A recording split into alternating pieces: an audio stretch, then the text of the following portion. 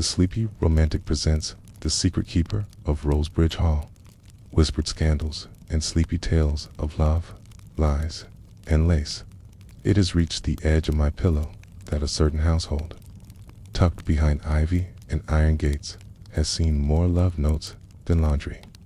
Though you'd never know it unless you ask the maid, okay?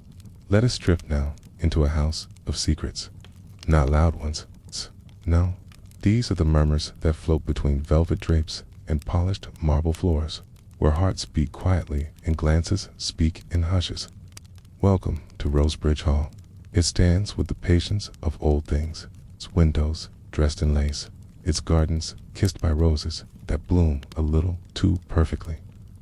On the outside, it is decorum and afternoon tea, curtsies and carriage rides, but beneath the satin sheen of polite society, secrets bloom just as wildly as the ivy that clings to its stone. This evening, as you rest your head and let your mind wander toward slumber, you shall hear one such story. One that was never meant to be written down. One that passed between candlelight and closed doors and was kept safe by a girl in gray. She moved unnoticed through the halls. She poured tea, folded gowns, swept petals from the tiled floor after parties that left whispers in their wake. But she remembered everything. She was the secret keeper, and she had a secret of her own. Let us begin. Part 1. The Rhythm of Rosebridge. It was not a grand estate by comparison. Rosebridge Hall held only 16 bedrooms, a modest conservatory, and a single ballroom with a painted ceiling that had begun to fade where the morning sun kissed it each day. But to the maid they called Evie, it was a universe. Her mornings began in silence. Before the lady of the house rang her bell, before footmen stirred the ashes in the hearth, Evie walked the corridors with a brass key and a feather duster. There was comfort in her solitude, in the softness of slippers on flagstone, and the way her skirts whispered against the floor. Each room held its own perfume. Its orange blossom in the green drawing room, lavender in the east wing nursery, rosewater where Lady Althea slept. These were things most never noticed. A pea did. She moved like someone listening closely to a story only she could hear. A brush here, a tray placed there, okay? And always her eyes, watching, remembering. By noon, Rosebridge would stir into full color. Gloves snapped gently into place. Ribbons were retied. In the breakfast room, Lady Althea would muse about the weather while her daughter, Miss Isabel, dreamed absently into her teacup. The young men who visited, navy coats, poetic sighs, spleeing, boots too polished to trust, always lingered longer than necessary. Evie would be there, refilling sugar bowls, fetching forgotten fans, always in the corner of the room, always when no one looked. And that's where the secrets lived. Like the letters slipped between the pages of persuasion in the library, stressed, only to my love, or the bracelet that vanished, then reappeared days later on the wrist of a girl who swore she had lost it by the pond. And then there were the glances. The glances. A maid sees everything, but she learns not to be seen. That is her power.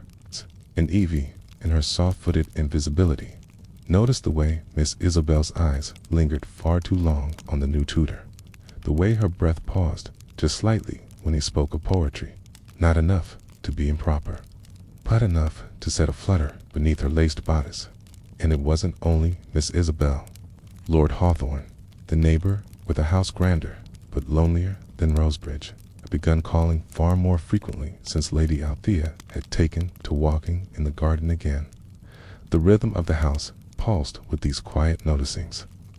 Evie never told a soul. Not when Lady Althea wept into her glove after receiving a letter she quickly burned. Caught when the gardener's boy tucked violets into the folds of the kitchen maid's apron. Not even when she herself, Evie, the one they never really looked at, found a note in her wash basin. It was unsigned, written in a hand too fine for a servant. I see you, and I remember too. She tucked it into her apron pocket. She told no one, for even the secret keeper is allowed to dream. Part 2. Letters never sent.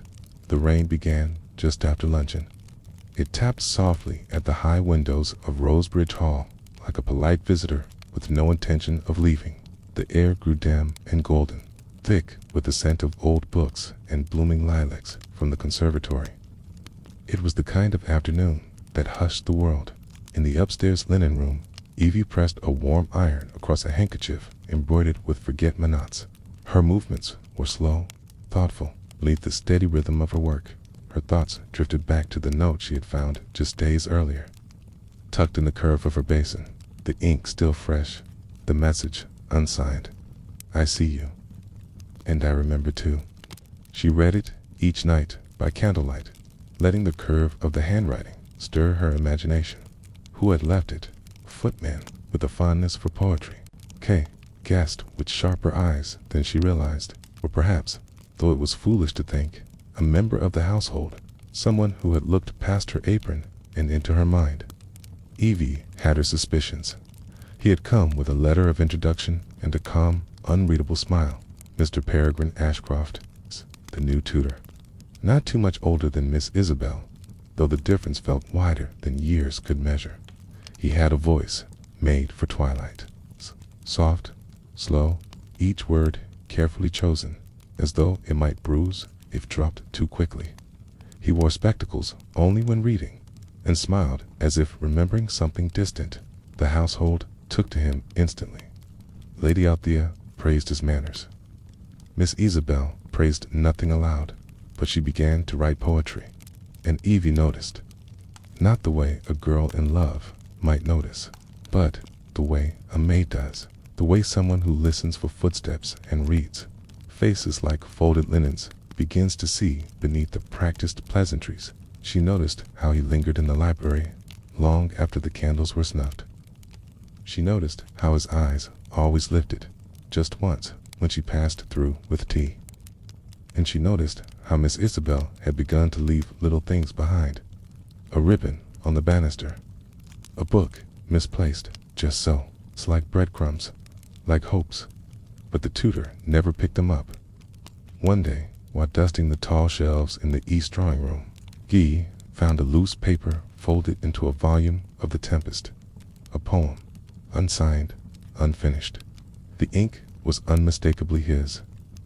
To love in silence is to speak in starlight. To remain unseen and yet remember everything. She folded it quietly and returned it where she found it.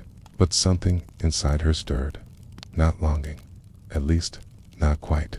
Something softer. The ache of understanding. For Evie knew what it was to remain unseen. And she, too, remembered everything. That evening, as twilight poured through the stained glass window above the stair, she placed her reply. Not in the library, nor in the linen room, but beneath the saucer of his teacup. It's 2 words, written in careful, almost invisible hand. Me, too. Part 3. A ball, a glance, a glimmer. There had not been a ball at Rosebridge in nearly 3 years. Not since Lord Althea passed in his sleep one spring, leaving Lady Althea with a grief she wore as gracefully as a silk shawl. The time, as it always does, softened sorrow's edges. And so, when invitations were once again sent out, carried in crisp envelopes, sealed with the Rosebridge crest, the manor stirred with new anticipation. For days, the air inside was thick with preparations. Flowers were arranged with surgical precision. Chandeliers were polished until they blinked like stars. Gowns were unfurled from tissue and let to breathe again. Laughter returned to the corridors, light and trembling like a ribbon caught in breeze. Evie moved through it all quietly, expertly. Her hands carried glassware and garlands. Her feet traced silent paths over waxed floors. She had been a part of Rosebridge for long enough to know where each lantern should hang, which guests would arrive too early, and which lords drank their wine just a little too fast. But this ball felt different. She sensed it in the way Miss Isabel's hands trembled ever so slightly as she fastened her pearl bracelet, in the way Lady Althea lingered at her mirror, pressing a locket to her chest before clasping it closed. In the way Mr. Ashcroft looked up from his book when Evie passed by with the guest list in hand, soft, unreadable. The night arrived, wrapped in velvet. Carriages lined the drive, wheels crunching gently over gravel. Music bloomed from the ballroom, waltzes slow and lilting like memory-made sound. Dresses in satin and tulle swirled under candlelight, and laughter, elegant, delicate, fluttered against the ceilings. Evie stood at the edge of the ballroom, near the gilded double doors, where she was meant to remain. She held a silver tray with lace-trimmed handkerchiefs and spare gloves, but no one came to claim them. She watched as Isabel, radiant in powder blue, danced with Lord Devonshire, her childhood friend. But her eyes, like wandering birds, always returned to the corner where the tutor stood beside a potted fig tree, quietly avoiding the crowd. At one point, their gazes met. It's just a flicker, like a match striking. He inclined his head. She turned away too quickly. And yet, the room noticed. Lady Althea stiffened. Lord Devonshire's smile faltered. The violinists missed half a measure. But Evie noticed something else. She saw the way the tutor's eyes drifted, not to Isabel, but across the room, to where Evie herself stood. Hand lingered. It was only a second, a breath, but it was the kind of moment that left an echo. A warmth that flickered just beneath the skin. Later, as the clock chimed midnight and the guests began their slow, reluctant goodbyes, Evie helped gather shawls and fan away the final embers of the evening. She moved as she always did, unseen, graceful, necessary, but as she passed through the empty library to snuff the candles, she found a book placed purposefully on the desk. Persuasion, not forgotten, not misplaced. Inside, a single petal of a violet.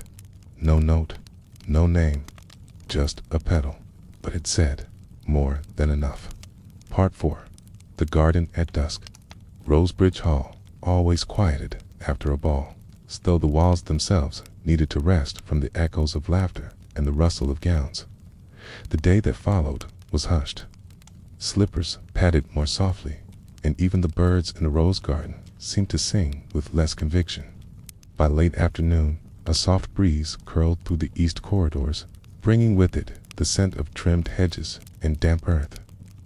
The garden had been freshly watered, and the cobblestones shimmered faintly as if remembering the twirl of dancing feet. Evie had finished her tasks early. The ballroom had been swept. Ribbons folded, candle wax gently scraped from the silver sconces. She was not expected anywhere for a short while, so she walked. The garden behind Rosebridge was not grand, not in the way of palatial estates, but it was thoughtful, wild enough to feel secret. Paths curved rather than cut, and climbing roses tangled themselves up old trellises with delicious abandon. Evie liked the western path best. Few guests used it. It was quieter, edged by elderflower and shaded by overgrown willows that bowed their heads as if in reverence. Here, the world felt softened, like walking into the middle of a dream you weren't meant to disturb. She sat on the stone bench at the end of the path, where the vines grew thickest and the air smelled of moss and lavender. It was the kind of place you could forget the world above stairs, forget that you were a maid, or that you were supposed to remain invisible. She hadn't heard him approach.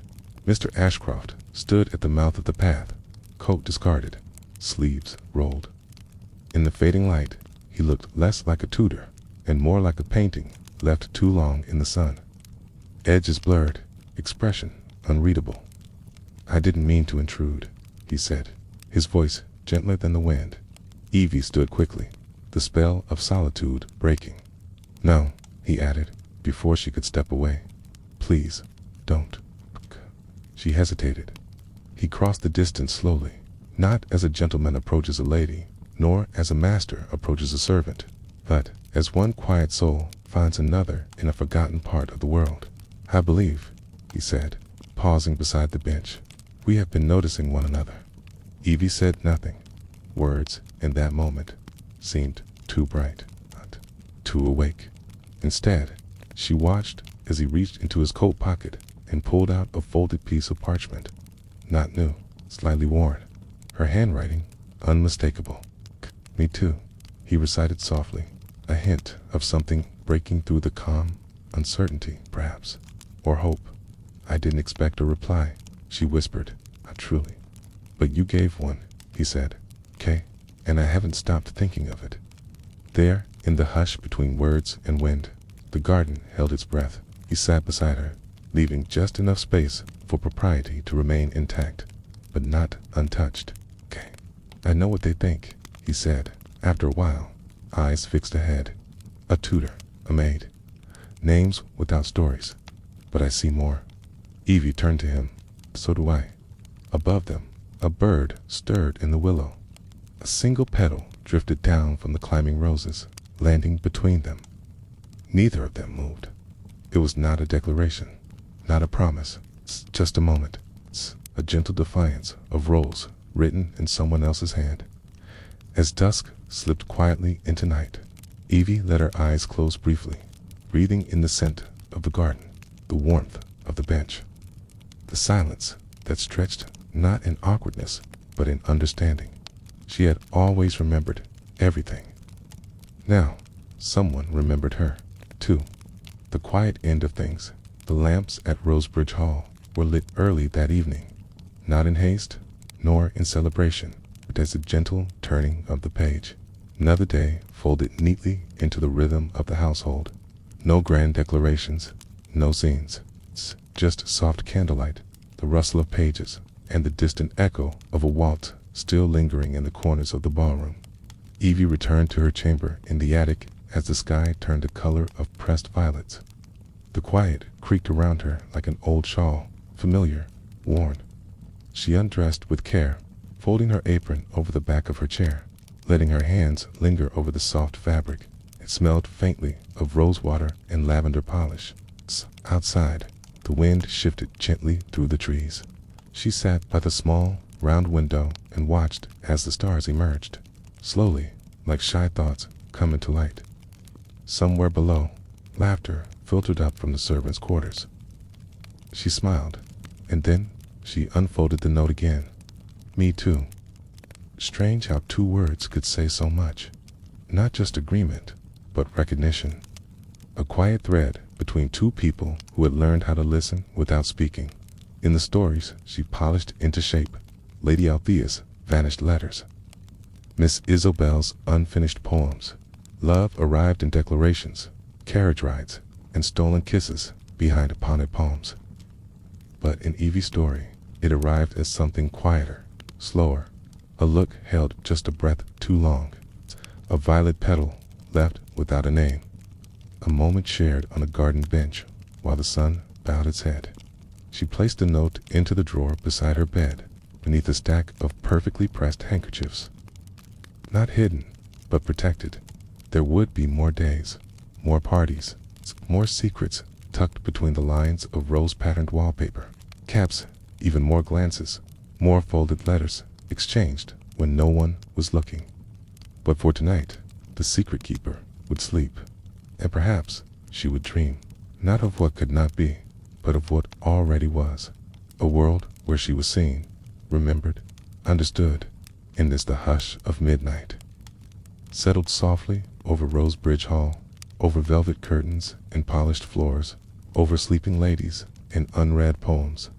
Single candle flickered in the attic window, until at last even that gentle light went out, and all was still. May your sleep be filled with quiet glances and whispered dreams. Good night from the sleepy romantic.